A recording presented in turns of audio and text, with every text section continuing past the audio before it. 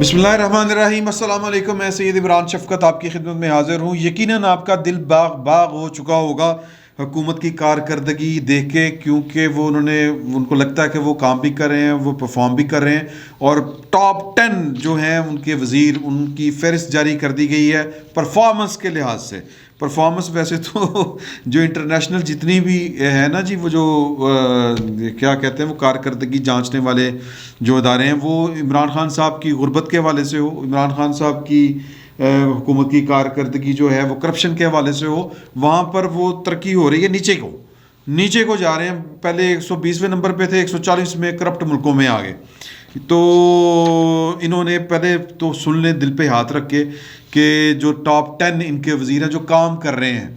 अच्छा, अब ये पता नहीं मुकाबला आपस में ये है, सब नल इकट्ठे हैं, अन्य च काना राजा, आपने मिसाल सुनी होगी। क्योंकि जब कोई काम ही नहीं कर रहा, मैं पूरी नेक नीति के साथ आपको बता रहा हूँ कि जब कोई काम कर ही नहीं रहा, तो फिर जो थोड़ा बहुत काम कर रहे हैं, हो सकता है कि उनमें से ये पहले 10 नंबर पर आ गए हों। या तो हो ना कि आप परफॉर्म कर रहे हो, या गेज कर रहे हो, या कंपैरिजन कर रहे हो पिछली गवर्नमेंट के साथ कि जी हमने पिछली 10 गवर्नमेंट्स के मुकाबले में इस गवर्नमेंट ने इतना काम किया है। फिर समझ आती है, खाली पिछली गवर्नमेंट का ही जिक्र कर लें, पिछले साल का कर लें, अपनी हुकूमत का ही कर लें, लेकिन कोई वो क्राइटेरिया क्या है, ये क्राइटेरिया तय नहीं है कि परफॉर्मेंस का क्राइटेरिया क्या है। तो अगर फ़र्ज़ करें कि एक बंदे ने 10 मक्खियाँ मारी हैं, तो एक ने 30 मार ली हैं, तो वो 30 मार खान जो है वो पहले नंबर पे आ गया। मक्खियाँ मारना मुकाबला हो रहा है इस मुल्क में।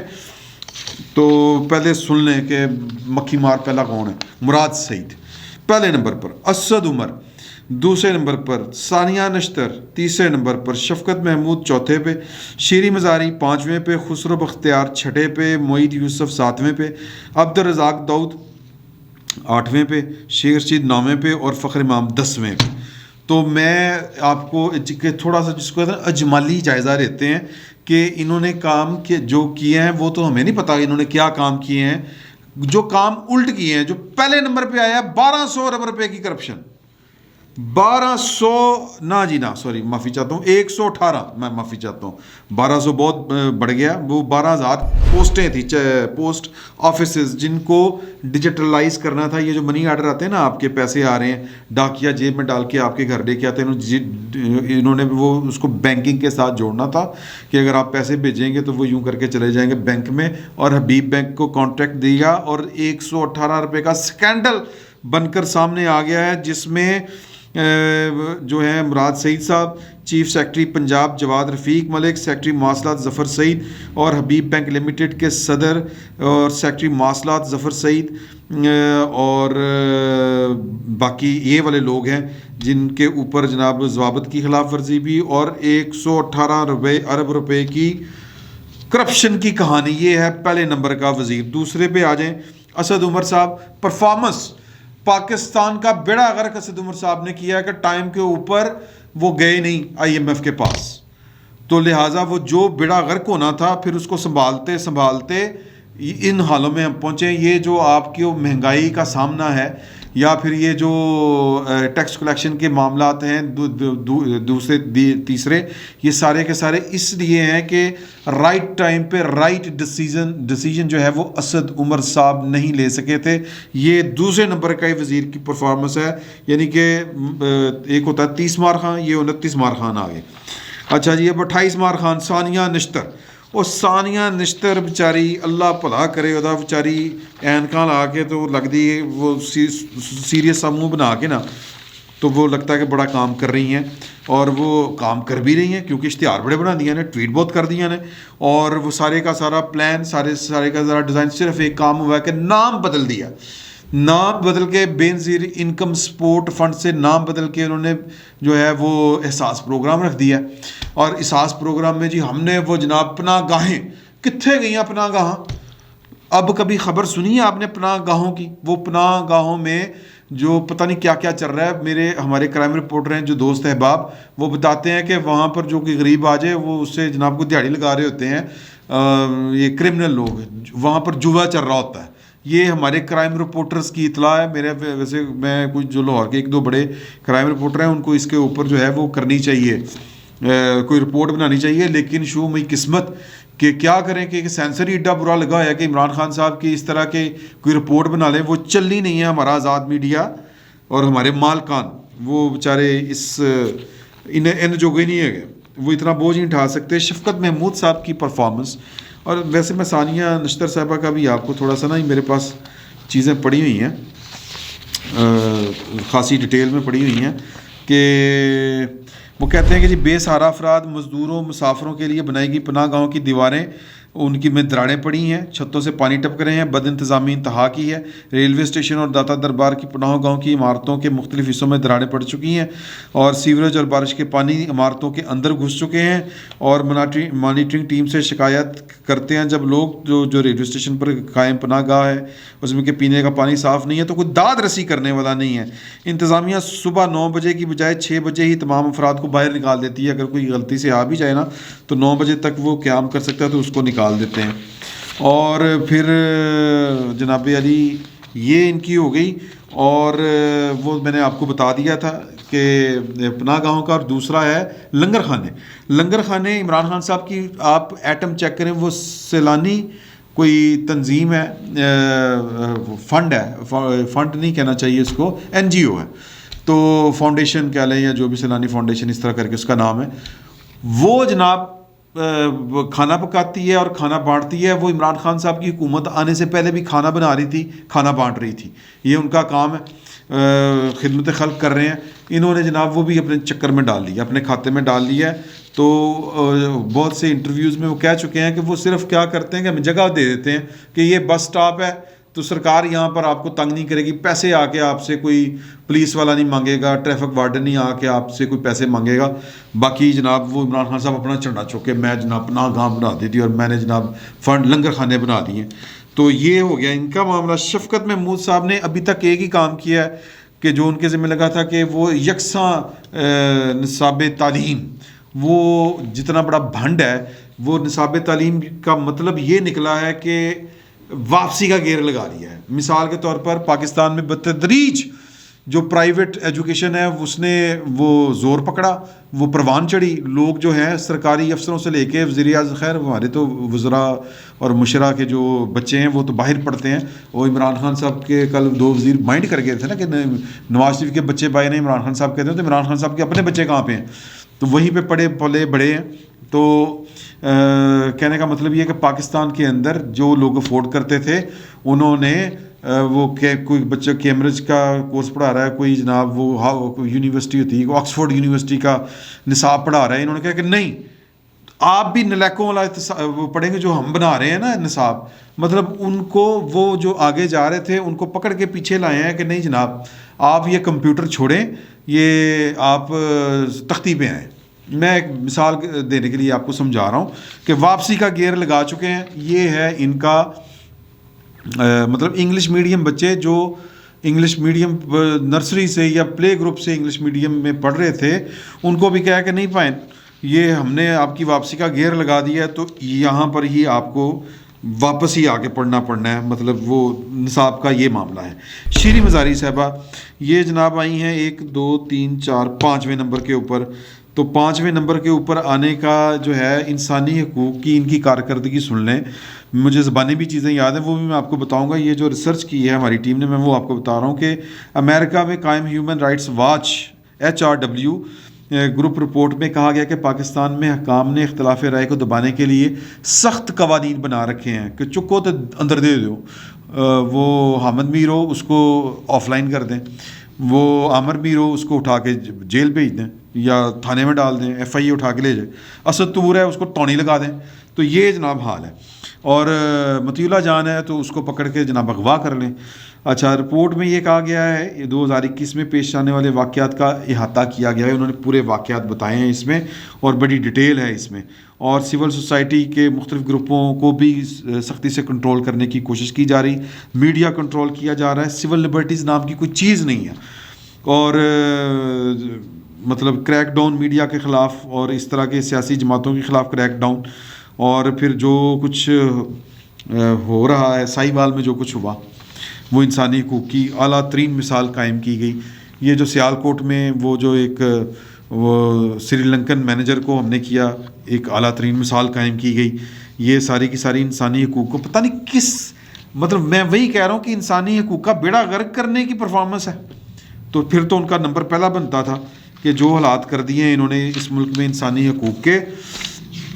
شیخ رشید صاحب نہیں، خسرو بختیار صاحب وہ آدمی ہیں کہ جنہوں نے جناب پہلے چینی اگانے کے پیسے لیے، بنانے کے پیسے لیے، سبسڈی لی حکومت پنجاب سے، پھر اس کو باہر بھیجنے کی سبسڈی اس کے بھی پیسے لیے. مطلب وہ اس کی پرفارمنس بھی جو ہے وہ گیج کی جا رہی ہے، اور کرپشن کے علیحدہ سے ان کے اوپر الزامات ہیں. اور کہنے کا مطلب یہ ہے کہ چینی کا بحران ان کے ذمے. ایف آئی اے نے اپنی رپورٹ میں کہا کہ پنجاب حکومت نے جن شوگر ملز کو سبسڈی دی تھی ان میں جہانگیر ترین اور وفاقی وزیر برائے اقتصادی امور خسرو بختیار بھی شامل ہیں. جہانگیر ترین کو 55 کروڑ جبکہ خسرو بختیار کی شوگر مل کو 33 کروڑ روپے سے زائد کی سبسڈی دی گئی. تو یہ ان کا حال ہے. ٹھیک ہے جی. اب اس کے بعد جناب نمبر آتا ہے موحد یوسف صاحب کا. موحد یوسف صاحب کی پرفارمنس یہ ہے کہ امریکہ کے ساتھ تعلقات بیڑا غرق، چین کے ساتھ ہمارے تعلقات بیڑا غرق، قومی سلامتی پالیسی ہے کی ہے وہ پتہ نہیں کی ہے. مطلب وہ موحد یوسف صاحب بجائے صرف اتنا کام کر سکیں، وہ ترلے ڈال سکیں مختلف جگہوں پر انٹرنیشنل میڈیا کے اوپر بیٹھ کے کہ وہ سانو فون نہیں کرتا، اگر انہیں فون نہیں کرنا تو پھر اسی بھی کسی دی ہور دی نوکری کریں گے. اس طرح کی ان کی پرفارمنس ہے. اور پھر اس کے بعد آ جاتے ہیں عبدالرزاق داؤد صاحب. Conflict of interest, CPEC کا بیڑا غرق کرنے میں ان کا نمبر ہے دوسرا. پہلا نمبر ہے عاصم سلیم باجوہ صاحب کا، ان کا دوسرا نمبر ہے، یا ان کو پہلے پہ رکھ لیں، آپ کی مرضی ہے. کانفلکٹ آف انٹرسٹ کے خود ایک کمپنیوں کے مالک ہیں، کئی کمپنیوں کے مالک ہیں ڈیسکون وغیرہ کے، اور بیٹھے ہوئے ہیں اسی سے متعلق وزارت کے اوپر. تو یہ ہے ایمانداری کا لیول اور یہ ہے پرفارمنس. تو مطلب کیا پرفارم کیا ہے یہ بھی بتانا چاہیے تھا ان کو. اس کے بعد آتے ہیں شیخ رشید صاحب.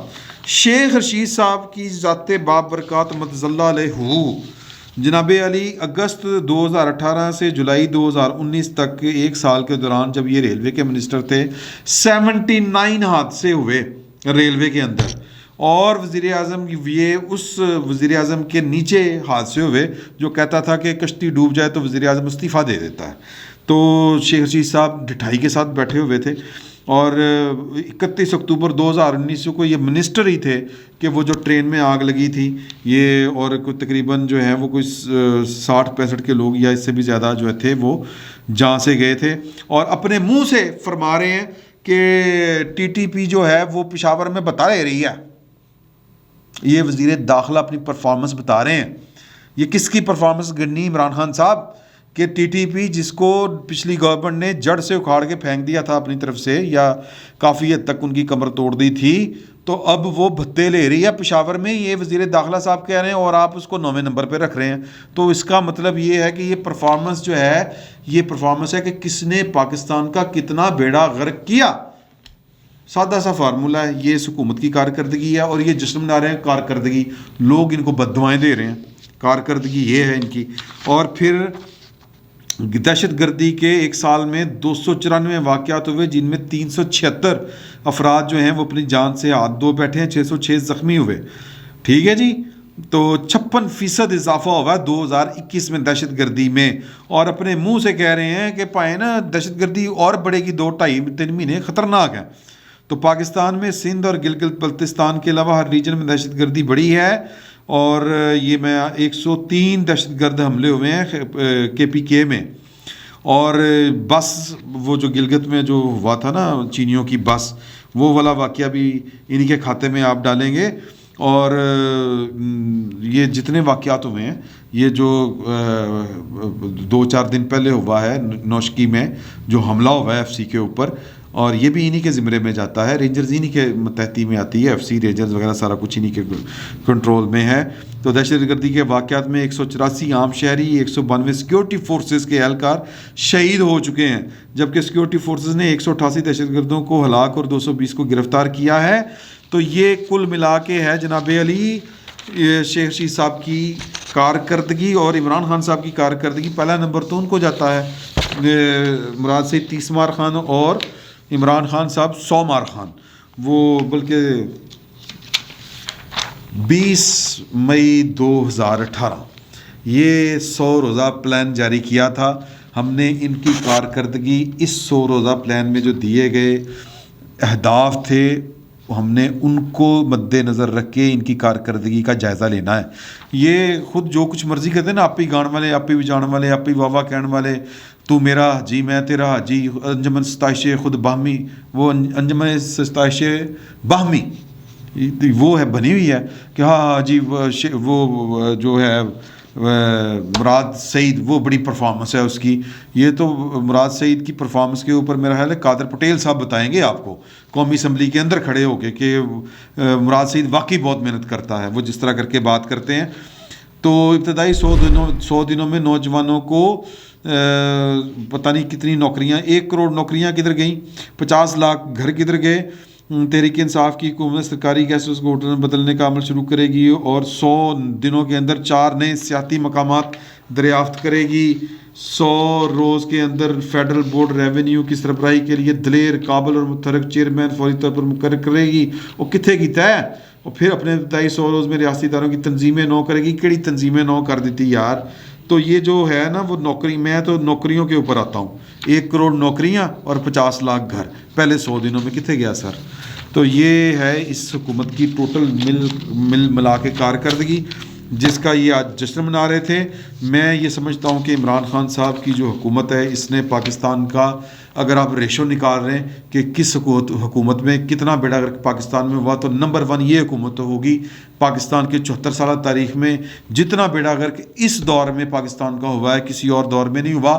اور ڈٹھائی بے شرمی کی انتہا یہ ہے کہ یہ ایک ایسے وقت میں، مطلب جس کو کہتے ہیں نا سیلف ڈیفائنس جس کو کہتے ہیں کہ اب خود سے جھوٹ بولنا، یہ ایسے وقت میں وہ پرفارمنس لوگوں کو سنا رہے ہیں جب ان کی حکومت کا بستر کا کیا کہتے ہیں بوریا بستر گول ہونے جا رہا ہے.